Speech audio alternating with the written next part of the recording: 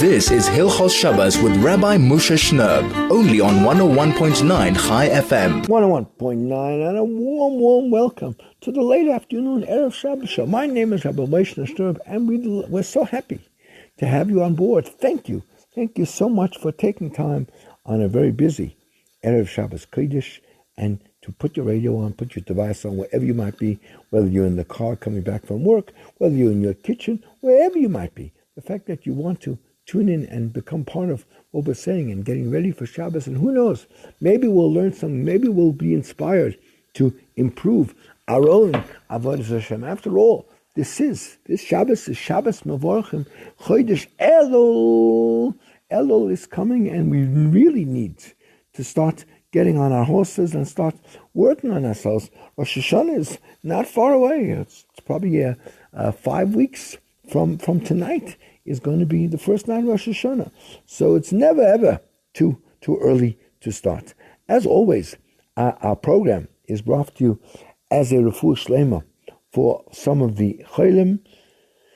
We'll just list a few of the names: Shmuel Chaim ben Ela Devoira, Yishai ben Devoira Leah, Omri ben Enat, Yehuda Hillel ben Shulamis Leah, Tzivia bas Malka, Yehudis Brocha bas Rochel, Esther bas Tzipora, Devora Yocha bas Mira B'Seich Shor Choli Yisrael. Amongst all those who might, for whatever reason, need a little bit of help from HaKadosh Baruch Hu. We all need. We're all, as someone said to me, we're all going through stuff, whether it be an illness, whether it be a financial problem, whether it be a family problem, whatever it might be. And all of us, through the zchus of the Torah, we're learning together, coming together just before Shabbos, in this amazing transition time between weekday and Shabbos. It's such a powerful time. It was the time where HaKadosh Baruch Hu finished Ma'aser Bereishis, put the finishing touches on it.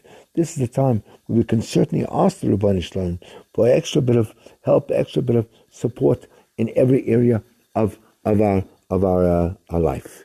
You know, the Parshat says in the sixth Parsha, Ki Am Kodesh Ata, that we are a holy nation. Now, holy nation is not sort of simply and a kind of like an appellation describing the Jewish people, but the truth is, it's actually almost an imperative, which obligates us to live in a specific sort of manner.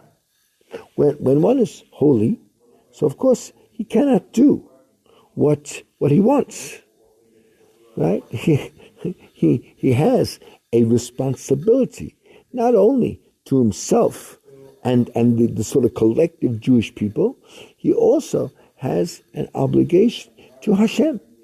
People are kind of influenced by the actions of others.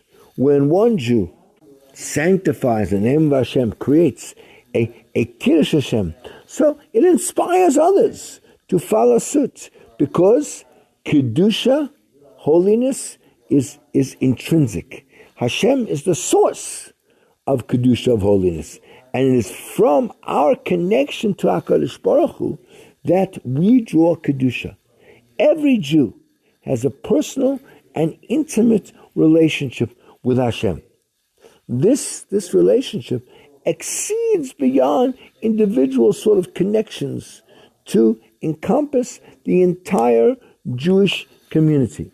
So, if one Jew does not kind of avail himself of Hashem's Kedusha, so then it remains available to him whenever he decides to connect. Each member of the Jewish community, regardless of his religious beliefs and practice, is, of course, interconnected, sharing in the spiritual heritage and responsibilities of their forebears. Therefore, when one individual within the community acts in a positive manner, his or her actions have a transformative effect on others.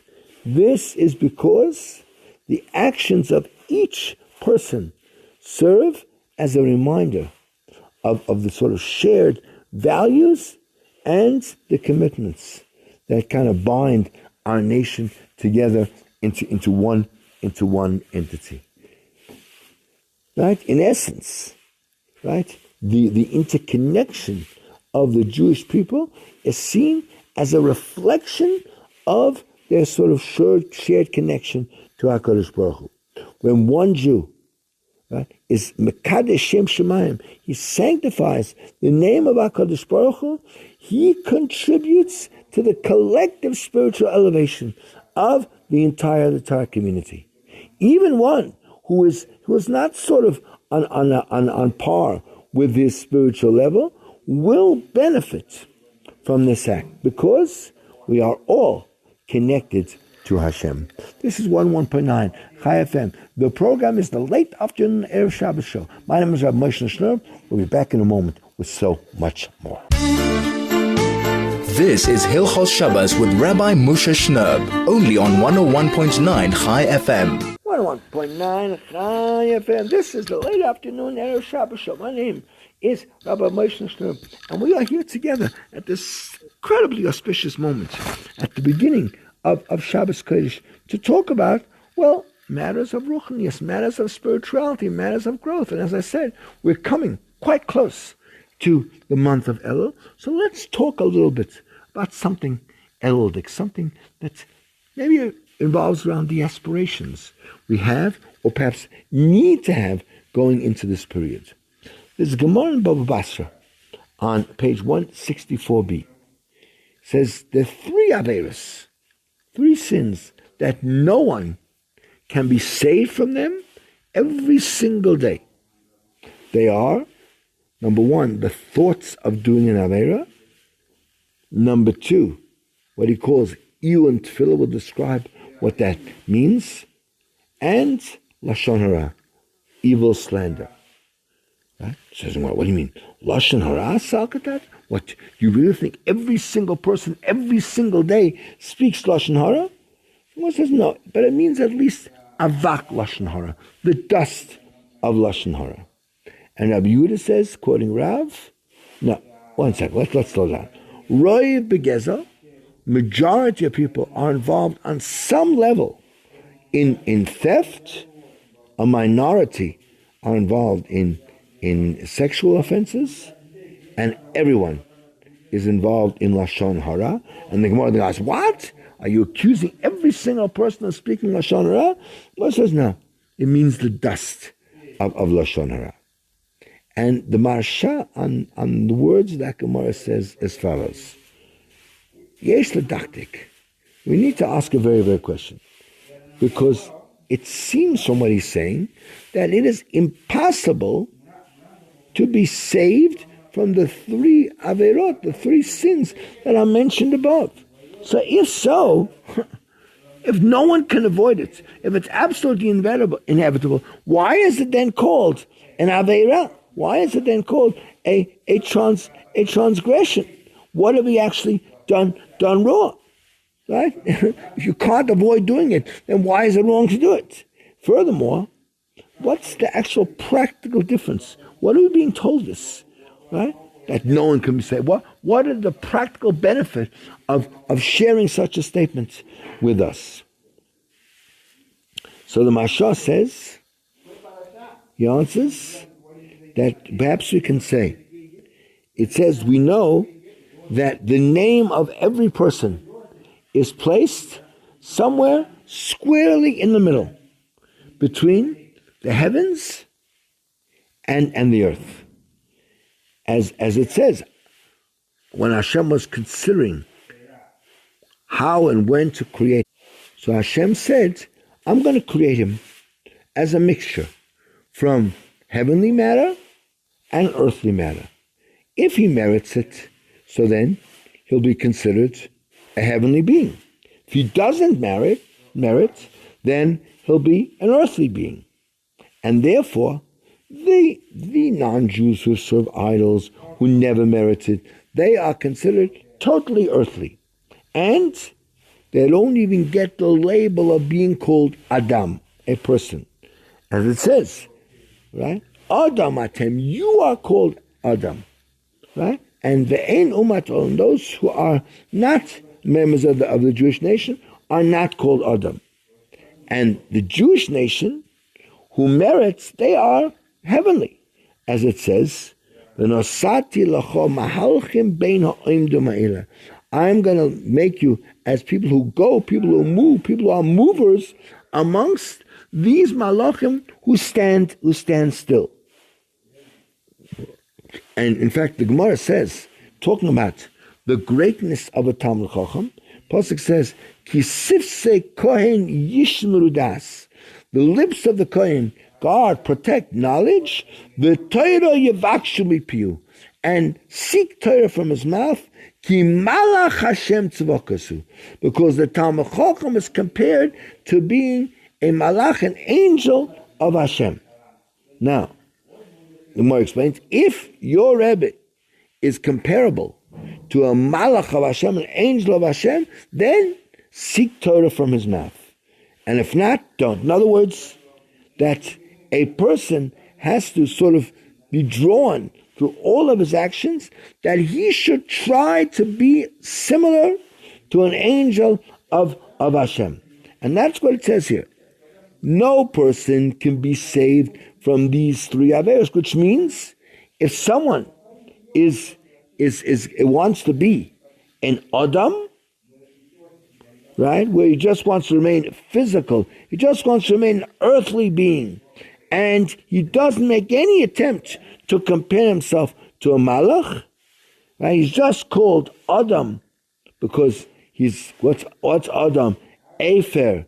He's made of dust, dam, blood, mora, and sort of bitter material, as it says in the Gemara in Saita.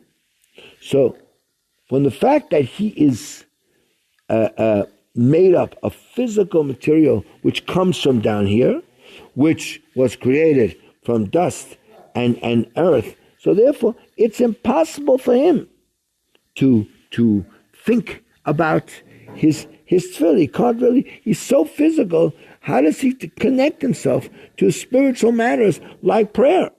And the fact that he had this bitter element, so that means he's always going to feel bitterly towards other people and speak lashon hara and have bad character traits. But someone who really works on himself and makes an effort to compare himself in his actions to an angel of Hashem, so he's able to be saved from these three averos, and therefore for that person, if he would do these averos, it is for him an avera, because he can actually reach a level where he will be above and be protected from doing these particular types of sins. So we see from the Mashah saying that every single Jew is able, no, not only able, it's actually incumbent upon him to reach this high level of being a malach. And then, once he reaches that level, then he's able to save himself even from the most very, very difficult averos of thinking about sin, and he's able to daven properly, and even the dust, he's able to save himself from the dust of lashon hara.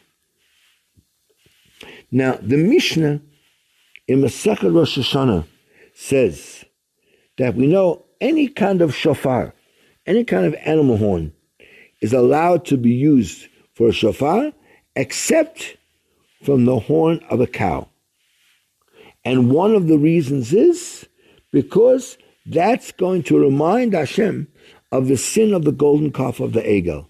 And we have a rule, ein kategor nase sanegor. The one who's supposed to be our defense attorney is not allowed mid-trial to cross the floor and become the prosecutor. Something that's supposed to be helping us, like shofar, we don't want that specifically that thing should remind Hashem of our low lights, our terrible, terrible moments.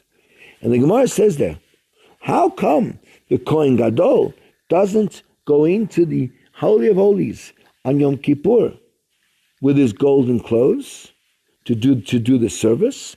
Because again, the same reason. Ein kategor nase sanegar. You cannot have something which which is meant again to represent, to advocate for the Jewish nation, become the prosecutor. And if he goes in with the gold again is going to mention before God the sin of the golden calf.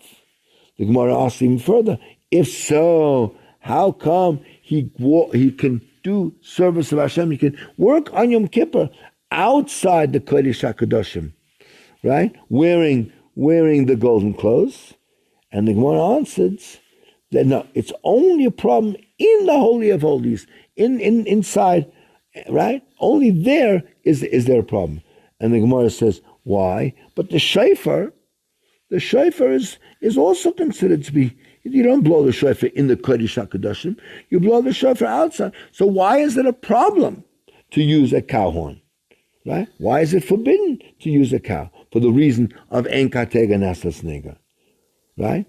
We just said this rule only applies inside the Holy of Holies. And the Gemara answers, Kivan de Lizikaranu, since it's the blowing the shofar is to so to speak, move Hashem's memory and get him to remember the good things about us, Kilifnim Dami. It's as if it's being blown inside the Kodesh HaKadoshim.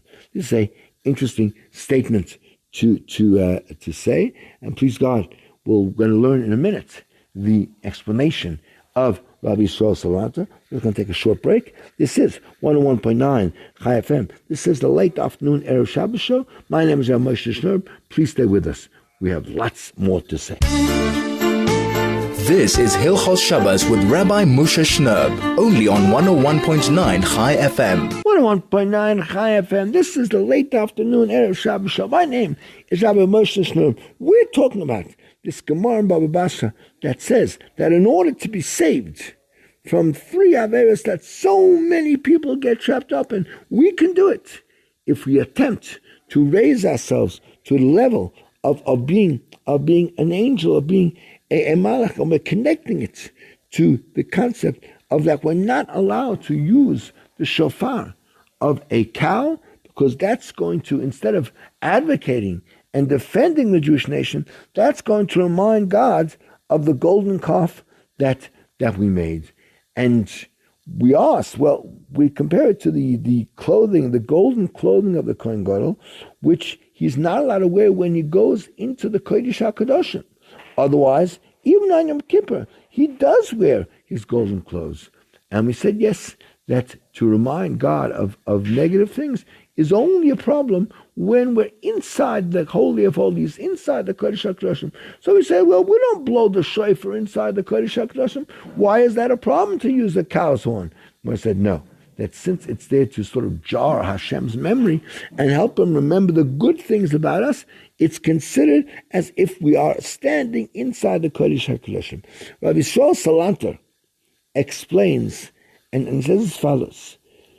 You know, if you use your imagination, and it certainly does help to use your imagination when it comes to studying Musar and ethics, let a person conjure up to himself. Let's say you were the Kohen Gadol, and you were preparing to go on Yom Kippur into the Kodesh HaKadoshim. How frightened would you be for your life? Maybe something bad would happen to you, Chalila. Right? So too, we also must strengthen our emunah in the great Chachamim, our Rabbonim, the Chacham of the Talmud, right? That they ruled, and they say that it's forbidden to use the shofar of a cow because of this rule of the defender cannot become the accuser. Although in the Beit HaMikdash, right, the Kohen Gadol was allowed to serve in his golden clothes, as long as he didn't go into the Kodesh HaKadoshim, but the shofar, since it's coming to remind Hashem of our actions, and a person is remembered and judged because of all his actions, just like the Kohen Gadol who goes into the Kodesh HaKadoshim, right? So it's mamish as he says it, And a person really, really has to be frightened from the specter of the judgment on this day. We are literally standing inside the Kodesh Kodashim. In other words, a person has to feel at the time when the shofar is going to be blown, as if he is the Kohen Gadol and he's about to walk into the Kodesh HaKadoshim on Yom Kippur. Now, on that moment, if the Kohen Gadol would be thinking about something that wasn't correct, so the Zohar HaKadosh says that straight away, right, a fire would have come out from the kruvim, from the cherubs, and it would have gone up his two nostrils, and it would have burnt him from the inside. Right? He would have had a burnt soul, a burnt neshama, and the body would have been fine. And he would have straight away fallen down and died. Therefore, that's why they tied a golden chain to his leg, in order, because no one else was allowed to go into the Holy of Holies, they'd be able to pull him out if, God forbid, he died. And that is how a person needs to feel at the moment when the shofar is being blown. Another point is that it says regarding the service of the Kohen Gadol inside the Holy of Holies in Yom Kippur, that v'chol adam lo yeh b'oil moed. No one else is allowed to be in the oil moed b'voyoy lechaper b'kodesh. When he comes to atone in the holy place, ad say so, until he leaves. No one can be there. V'chiper ba'adoy v'ad beiso v'ad kol kaiso. And he would atone for himself and his family and the entire Jewish nation. Now, the Yerushalmi says about that, what does it mean, kol adam lo yeh b'oil moed, right? No other person can be in the oil moed. Afilu oisan shekosba, and even about those whom it says, udemus pneim pnei adam, the whatever it means, the facial expression was like the face of a man, right? Even they cannot be in the oil moed. In other words, even malachim, even angels whose facial expression is looks like a human being, is not allowed to be in the Almoed at the time that the Kohen Gadol is serving his avodah, doing his work in the Kodesh HaKadoshim. And Yerushalmi tells us that 40 years Shimon HaTzadik served the Klal Yisrael as being the Kohen Gadol.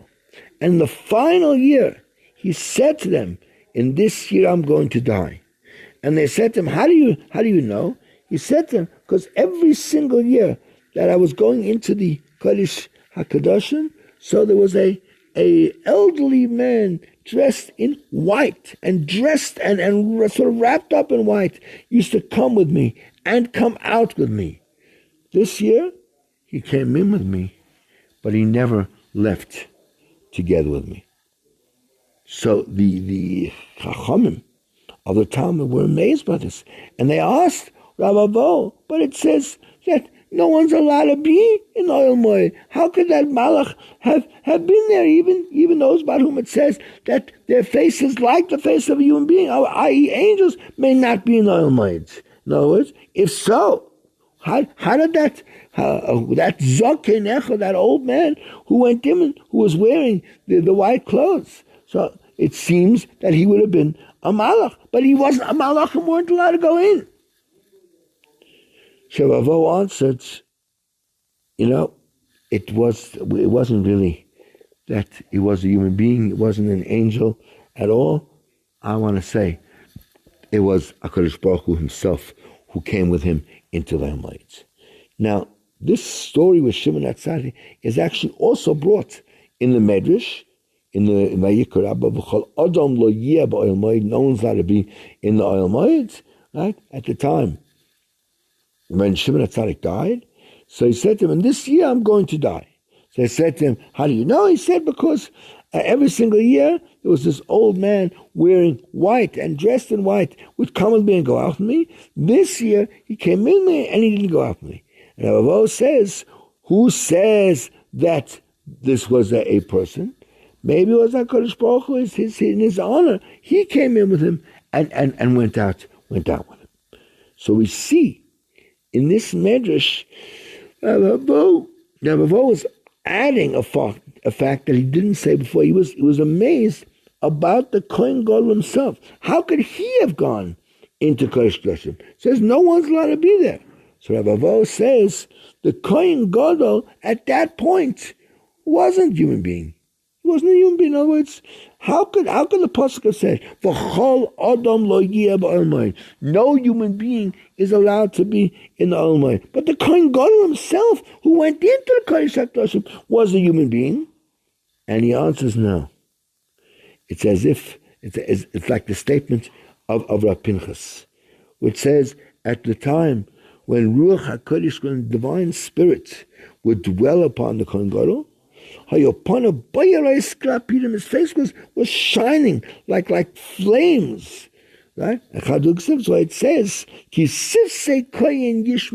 lips of the Kohen guard knowledge, right? The Torah Yavachshim and seek Torah from Ki Malach Hashem Tzvakasu, because he is indeed an angel of Hashem, and the Matnas Kahuna asks on the Medrash, but Rabbi himself agreed that even a malach is forbidden to go into the Kodesh HaKadoshim, because that's going to cause him to say that the elderly person who came in with Shimon HaTzadik every single year could only have been HaKadosh Baruch Hu himself. So if so,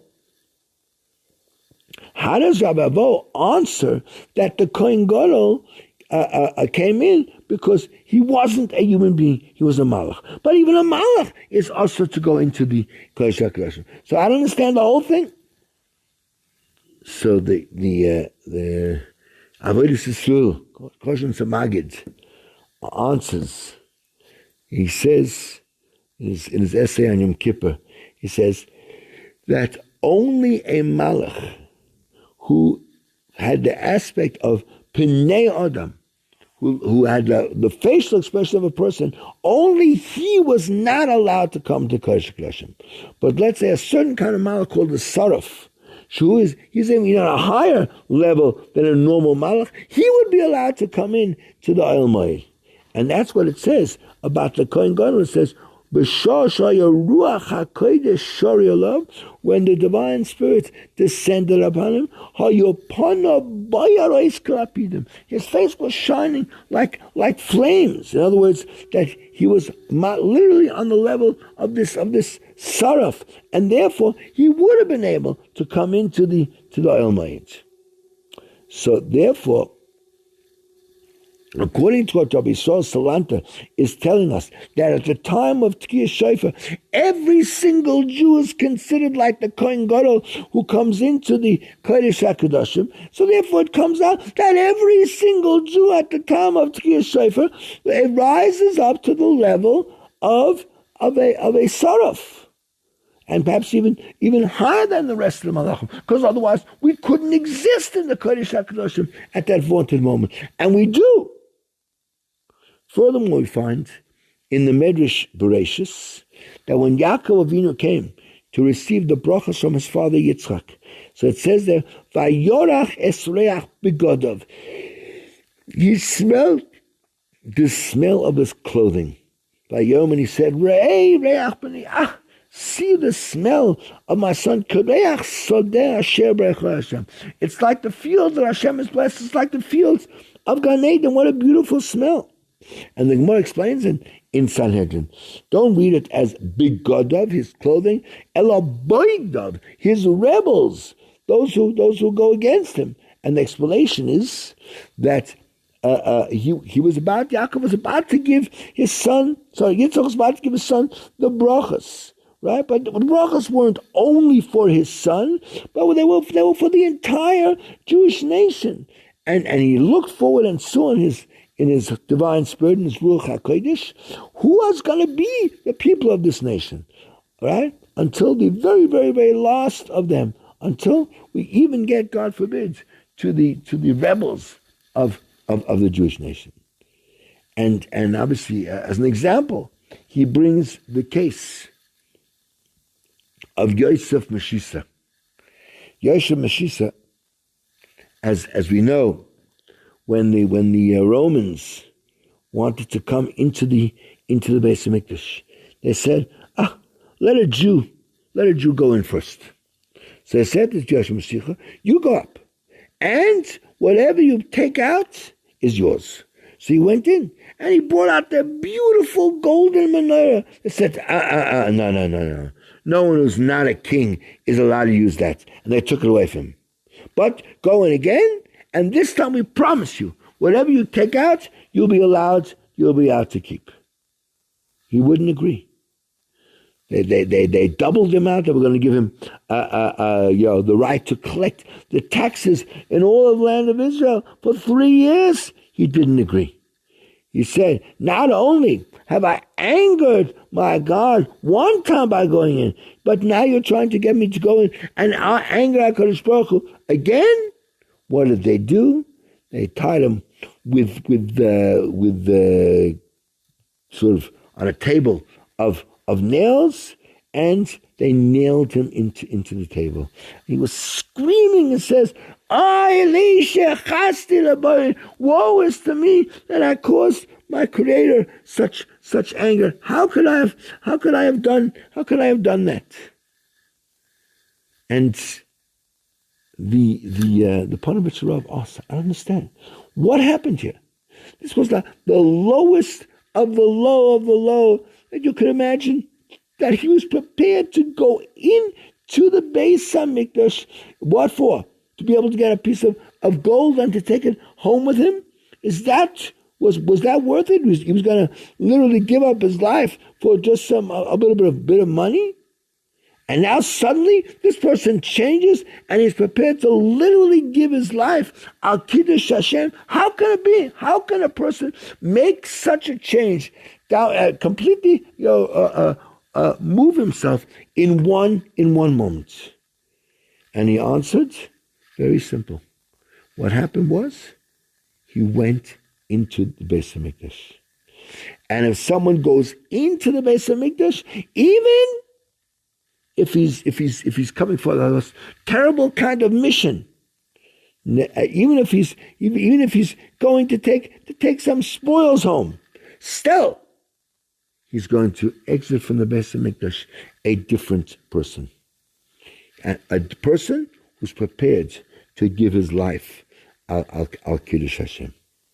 And if so shofar, since the shofar is to sort of cause Hashem to remember us, and it's mamish as if we're standing inside the Kodesh Kodashim, not like in the Beis Hamikdash, not in the Ulam, not in the Heichal, not in the outer chambers. We're standing in the Holy of Holies itself, and therefore, if we go in there, we need to emerge from there as angels. Evelio Lupian explains, we daven, don't bring me to a situation of an avera, because there is such a person, right, who can sin, almost inadvertently, right? Now he didn't avera, but very shortly he's going to do tshuva, and then he's going to carry on. But there's a person that he's already sort of bidei avera. He's already in the hands of the avera. He's already sort of being held on tight by the avera. And how do you do that? By doing the avera and repeating it, and doing the same avera again and again and again and again. And therefore, he's no longer able to disconnect himself from it. And the avera has mamish grabbed hold of him. It's taken him a captive. Just like someone who, God forbid, is a smoker. And he says, I understand that this is bad for my health, but I'm already addicted. I cannot stop. So too, since this person has gotten into a custom, into a practice of doing avera, he's already so to speak, captured and held by the avera. And he has no control over himself at all. So then it's become like his second nature. And someone who develops this second nature, God forbid, to sin, He needs a tremendous tefillah and much limud, much learning of Musa. And if he does that, then, as it says, haboili tire, someone comes to try to purify himself. So then, Sayulai, and Shemayim, they help him to purify himself. But the time of Tkiyah Shofar, a Jew rises to such a level to be literally he becomes a malach, he becomes a seraph, and therefore he is able to leave the chains of the Yetzer Hara. And therefore the shofar is this concept of that's why we blow the shofar on Rosh Hashanah of Yovel. It's the time of the freeing of the slaves. We can free ourselves from being slaves to the Yetzer Hara. The Gemara says that we learn that the mitzvah shofar on Rosh Hashanah, we learn from the shofar of the Yovel year. By Yovel it says, "V'havarta shofar trua," you blow the shofar trua, ukurasem derobot, and then it's a freedom for the whole land. And the Gemara learns from this comparison, this hekesh of the Pesukim, that also on Rosh Hashanah the mitzvah is dafka with a shofar and not with something else, just like by Yovel, right? The Yovel, as we know, is only once in 50 years. And that's only at a time when most of the Jewish nation is living in Israel. And only when there's no a foreign nation controlling us. Right? In the history of the Jewish nation, Yovel kept on a Torah level was literally only during the time of the first Beis Hamikdash, because then most of the Jews were actually living in Eretz Yisrael, and there was no other nation dominating us. In the second Beis Hamikdash, already we weren't. Most of the people weren't in Israel. And Abai Sheni, as the Yerushalmi writes, that there was always other nations controlling us. So therefore, we weren't able, there was no such thing as Yovel on a Torah level. And we blow the shofar every single year in Rosh Hashanah. And the Gemara says that the mitzvah shofar is learnt from Yovel that was also only in the time of the first Beis Hamikdash, and only once every 50 years. And from there we learn the importance of the tkiyah, the importance of the shofar, that it should be specifically with the shofar. And the Gemara's intention is only to teach us that with the utensil that's called a shofar, we blow. But as we see, the kavanah in the Gemara is to teach us from the Yovel to teach us the actual image, the actual intention of HaKadosh Baruch Hu. This is 101.9 Chai FM. The program is the late afternoon Erev Shabbos show. My name is Rabbi Moshe Shnerb. We'll be back in a moment with our Hilchos Shabbos slot. Please stay. This is Hilchos Shabbos with Rabbi Moshe Shnerb, only on 101.9 Chai FM. 101.9 Chai FM. This is the late afternoon Erev Shabbos show. My name is Rabbi Moshe Shnerb. Welcome back with those who are just joining us. It's wonderful to have you on board as we prepare for an amazing Shabbos. Shabbos Kodesh, Parshat Re'eh, Shabbos Mevorchim for Chodesh Elul. Elul is on the way. It's 5 weeks till Rosh Hashanah. What are we doing about it? Have we woken up yet to the fact that in 5 weeks we're going to be standing in front of HaKadosh Baruch Hu and being judged? Something to think about, something to put in our peace pipes and smoke a little bit in a Shabbostika way, of course, as we always do at this point on the show, to give you all the important information you need to know for this coming Shabbos. So this afternoon, the earliest time to light your Shabbos candles is at 4:36. 4:36, just around the corner, is the earliest time to get your Shabbos candles. And what a day, what an opportunity as we approach Elul to really say to HaKadosh Baruch Hu, hey, Hashem, I'm in this. I really want to make an extra attempt, do something really special for you. I'm going to start my Shabbos a little bit earlier. Yeah, it might take some effort, might take some organization, might take sort of getting the food ready a little bit earlier, maybe, doing something earlier in the week. But let's make it something very, very special. 4:36, still plenty of time to get ourselves ready, get our homes ready, get the food ready, and just be able to add so much to your life, to be able to sit down and with a good book or with the kids and have a talk or whatever you want to do, whatever your way of kind of turning off the craziness of a busy week and kind of turning on to a whole new existence, to a reality of what Shabbos is. You can do it starting at 4:36. You can't make it then? Oh yeah, 4:45, 5 o'clock. It's also great. The latest time to light Shabbos candles this afternoon is at 5:26. 5:26. It's already gone like 20 minutes since the earliest. We're on our way. 5:26 is our absolute deadline. We have to regard that as the latest time for doing anything on Erev Shabbos. Yes, there is another 18 minutes of emergency time should the situation demand it, and that's fine for those people that need it. As far as we are concerned, 5:26 is actually the beginning of Shabbos, and by then everything needs to be in place, needs to be ready, and Shabbos has descended on us, kind of ready or not. Here it kind of comes. Sunset then is at 5:44, which then is the absolute latest time, even for those emergency people. That really is when Shabbos starts. Therefore, if you want to make sure that you'll daven Ma'ariv when it's properly night and you can fulfill the mitzvah of saying Kriya Shema in its proper time, so then the time to go for is to be there by 6:02. 6:02 is then night, and you can say Kriya Shema, and there's still plenty of time to come home and having a beautiful, beautiful night.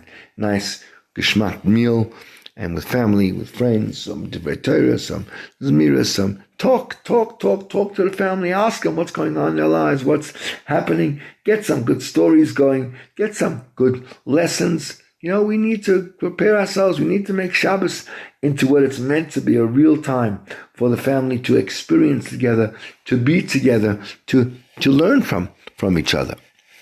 So that, and then of course afterwards, it's still early. Don't quite go to sleep yet. You don't need that much sleep. Stay up. Do something productive. Take a book, take a sefer, take the kids, learn with them, but make it something absolutely worthwhile. Tomorrow, of course, is we learn Shabbos Kodesh, Parshat Re'eh. We learn Parshat Re'eh. Re'eh is quite a long Parsha, quite a bit of Rashi to get through. Many, many myriad kind of topics it discusses, but beautiful, beautiful learning, lots of important things to be gleaned from it. The Haftarah, of course, is the third of the 7 special Haftarahs during this time of comfort. It's the Haftarah of Ani Asayar Elon Nechama, which so aptly describes situation of our beloved Eretz Yisrael. Ani Asayar, a stormy, poor person. Eretz Yisrael is this teeny little country surrounded by so many enemies, and it just doesn't go out of the news. It's there every single day. It's the eye of the storm of the entire world. Something quite amazing. Lo Nechama, never be comforted. We constantly want more and more. We constantly want to bring back the real sort of calm of what Eretz Yisrael is about, and bring Mashiach and bring the redemption and bring Eretz Yisrael back to where it really needs to be. Tomorrow, of course, is Shabbos Mevorachim Chodesh Elul. Rosh Chodesh is going to be on Thursday and Friday of next week. Of course, Friday then being the first day of Elul, the first time we're going to blow the shofar and start saying the David Hashem or of Yishi. It's apt time to start getting ready, and of course, whatever your minyan does, your shul does in honor of Shabbos Mevorachim, a special shir, a special challenge, get involved. This is really a time to be part of community. Elul and Rosh Hashanah and Yom Kippur, we really should not be by ourselves. We need to be part of a community, part of a kehillah, part of something bigger than ourselves. The day carries on. Of course, the Perek of Pirkei Avos this week is Perek Hey, the fifth Perek, if you have a chance, pick up a book, go through it, glean some of the amazing teachings. It is something really, really fascinating. And finally, of course, tomorrow night, Shabbos Kodesh ends at 6:17, 17 minutes past 6 is the end of Shabbos. And then into this hectic week with a couple of public holidays, but leads us up to into the Rosh Chodesh Elul. We are talking about animals, and we're going to talk today a little bit about carrying pets and sick animals. As please God, we're going to see a little bit later on, anything that has no practical use on Shabbos is muktzah and may not be carried at all. Animals are included in this category and thus may not be carried on Shabbos.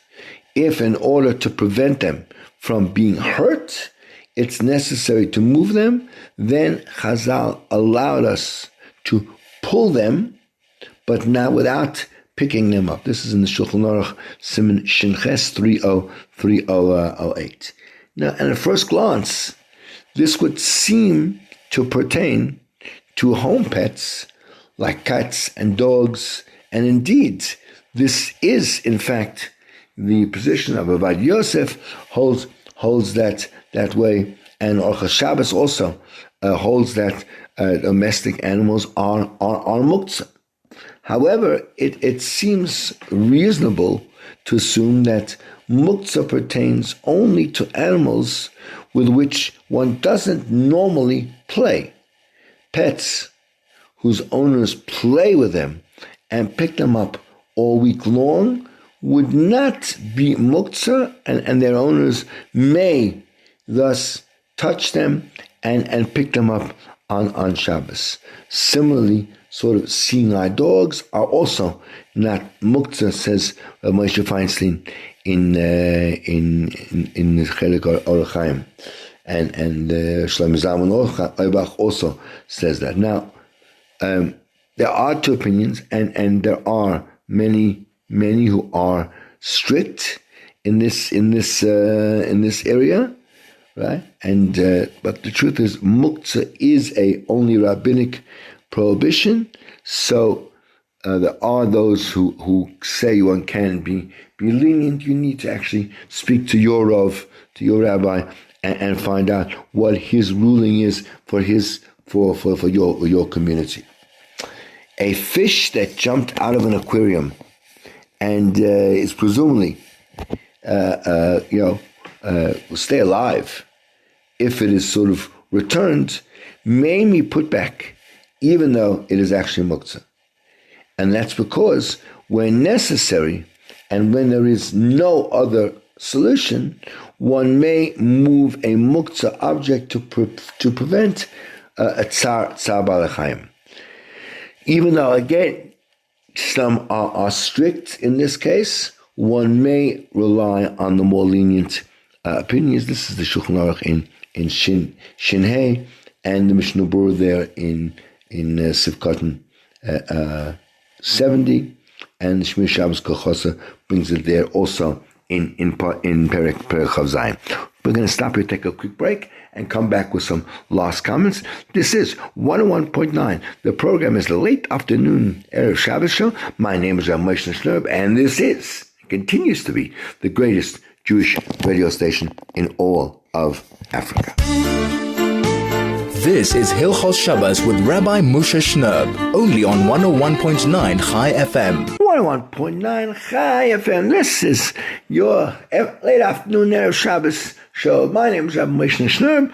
We are in our last few minutes together before we run off to get our own last-minute Shabbos preparations together. We are talking about animals on Shabbos. We're talking about carrying sick animals. So if a fish in an aquarium dies, and it's possible that if it's sort of left in the aquarium, other fish may catch whatever kind of terminal disease it had, then even though the dead fish is muktzah, it may be removed from the tank to save the remaining fish. If there is a dog or cat in the vicinity, the fish should be fed to them, and that's on the Shmir Shabbos Kachasa, because you're allowed to move food to feed animals. Let's just talk a little about trapping. Trapping animals is again one of the 39 malachas that's performed in the Mishkan. They would often trap sort of different kind of animal to to make sort of curtains from their skins, and they chapter the chilazon to be able to produce a tcheles to dye the curtains, says the Gemara in Shabbat. But the Torah prohibition of trapping tzad is limited to those animals, such as beasts, birds, or fish, that are normally trapped or hunted for a purpose, whether to eat their meat, use their skins, or enjoy their beauty, let's say with parrots or something like that. In contrast, one who traps species that are not normally hunted, such as flies or other insects, right, violates only a mitzvah d'Rabbanan and not a doraisa. Now, the prohibition of trapping does not apply to tame animals that do not run away from their owners, such as cows, donkeys, dogs. Since in any case they stay with their owners, there is no such thing as trapping them, says the Ramah in Siman 316 in the Mishnah Berurah. Nevertheless, carrying these animals is prohibited, as they are muktzah. When necessary, they may be grabbed and dragged into, let's say, their pen or kennel, as long as they are not picked up. Well, that's all the time we actually have today. So it's just a few seconds left for me to, first of all, thank all of you for being part of our radio family, for taking the time. It is so much appreciated. And please, God, I want to just wish you all a beautiful, wonderful, inspired Shabbos. Again, this is Elul is coming. Shabbos of Baruch Hamel is historically a very inspiring, very important Shabbos. Let's use it. Let's make it something amazing for ourselves. And let's be able to come back next week and say, right, this was an amazing Shabbos. I'm now pumped to really get moving this week. To each and every one of our radio family, a beautiful, warm, and enjoyable good Shabbos. Shabbat Shalom to one and to all.